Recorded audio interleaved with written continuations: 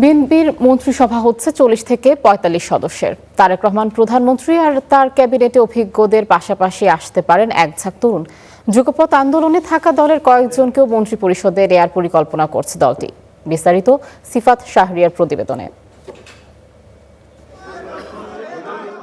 একক সংখ্যাগরিষ্ঠতা নিয়ে সরকার গঠনের পথে বিএনপি। তারেক রহমান প্রধানমন্ত্রী হচ্ছেন এটি এখন মোটামুটি নিশ্চিত। তবে মন্ত্রিসভায় কারা থাকছেন এ নিয়ে চলছে নানা জল্পনা কল্পনা। যতদূর জানা গেছে 40 থেকে 45 জনের হবে বিএনপির মন্ত্রিসভা। অভিজ্ঞদের পাশাপাশি প্রথমবার সংসদে যাচ্ছেন এমন কয়েকজনের উপরও আস্থা রাখবে দলটি।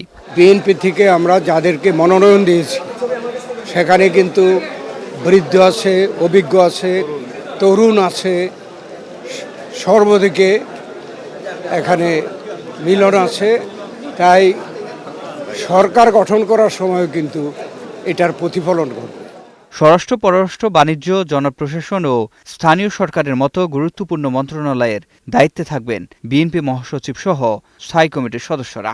যিনি গঠন করবেন উনি জানেন, তো অবশ্যই চমক থাকবে। এখন এই চমকের কথা বলা যাবে না, তবে নতুন পরিবর্তনের চমক তো দেখা যাবেই। তথ্য ও যোগাযোগ প্রযুক্তি মন্ত্রণালয়ের দায়িত্ব পেতে পারেন টেকনোক্র্যাট হিসেবে কেউ। আলোচনায় আছেন রুহুল কবির রিজভী ও AKM ওয়াহিদুজ্জামান। বিএনপি স্থায়ী কমিটির সদস্য খন্দকার মোশাররফ হোসেন জানান, যুগপৎ আন্দোলনের শরিকদেরও মন্ত্রিপরিষদে নেয়ার পরিকল্পনা রয়েছে দলের। এমন কাউকে আমরা নেওয়ার জন্য আলোচনা করছি। স্বাস্থ্য, শিক্ষা ও আইনের দায়িত্বে থাকতে পারেন অভিজ্ঞ ও পূর্বে সফল হওয়া মন্ত্রীরা। সাবেক ছাত্র ও যুবদল নেতাদের মধ্য থেকেও ক্যাবিনেটে দেখা যেতে পারে কিছু মুখ। আলোচনায় আছেন শহীদ উদ্দিন চৌধুরী অ্যানি, সুলতান সালাউদ্দিন টুকু, রকিবুল ইসলাম বকুল, অনিন্দ ইসলাম অমিত, ইশরাক হোসেন ও হাবিবুর রশিদদের মতো নাম। প্রবীণদের মধ্যে আলোচনায় আছেন আমানুল্লাহ আমান, আলতাফ হোসেন, আসাদুল হাবিব দুলু, আব্দুল আওয়াল মিন্টু, রেজা কিবরিয়া ও সাবেক অ্যাটর্নি জেনারেলের নাম। সিফাত শাহরিয়ার, স্টার নিউজ, ঢাকা।